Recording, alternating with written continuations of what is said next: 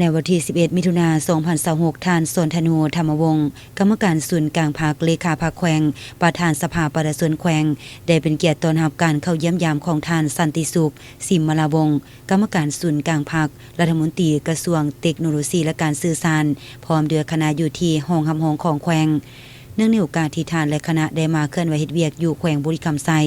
โอกาสนี้ท่านรัฐมนตรีกระทรวงเทคโนโลยีและการสื่อสารได้รายงานเกี่ยวกับการมาเคลื่อนไหวและเฮ็ดเวียกอยู่แขวงบุรีคำไซให้กับท่านเลขาพรรคแขวงได้รับทราบจากนั้นท่านก็ได้เข้าร่วมกองประชุมแลกเปลี่ยนบทเรียนการหันเป็นดิจิตอลทั่วแขวงบุรีคำไซอยู่ที่ห้องประชุมเบอร์1สโมสรแขวงมีบรรดาการนำของแขวงต่างหน้ากรมที่ขึ้นกับกระทรวงเทคโนโลยีและการสื่อสารตลอดฮอดต่างหน้าแผนกการแขนงการกรมกองออมข้างและพนักงานวิชาการจากแผนกการออมข้างเข้าร่วม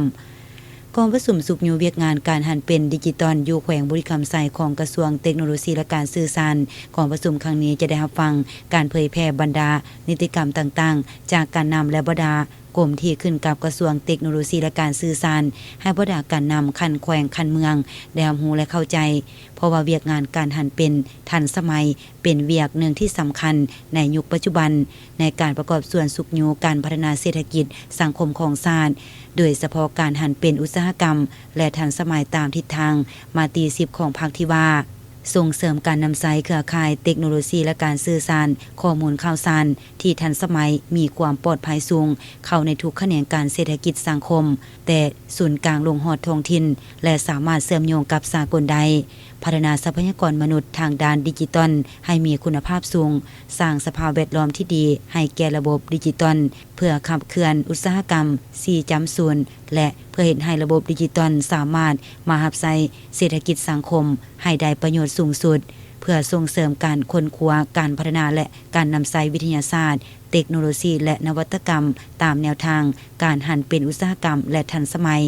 ซึ่งเป็นบาทกล่าวริเริ่มในการก้าวเข้าสู่การหันเป็นรัฐบาลดิจิตอลของประเทศเฮาบนพื้นฐานนั้นบรรดาแขวงแขนงการต่างๆต้องได้พันขยายและปฏิบัตินโยบายจำนวนหนึ่งเพื่อสุขอยู่การพัฒนาเทคโนโลยีการสื่อสารข้อมูลข่าวสารพื้นฐานโครงสร้างโทรคมนาคมก็ได้รับการพัฒนาอย่างกว้างขวางในขอบเขตทั่วประเทศ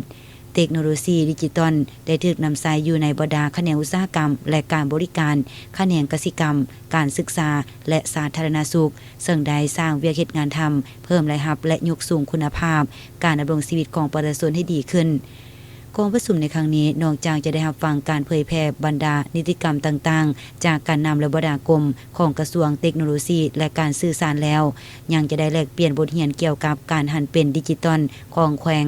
จากนั้นท่านรัฐมนตรีและบรรดาแขกที่มาแต่กระทรวงเทคโนโลยีและการสื่อสารยังได้ไปเบิ่งการเฮ็ดเวียกของพนักงานอยู่ห้องการประตูเดียวของแขวงและขัว5มิตรภาพลาวไทยปากสันบึงกาฬ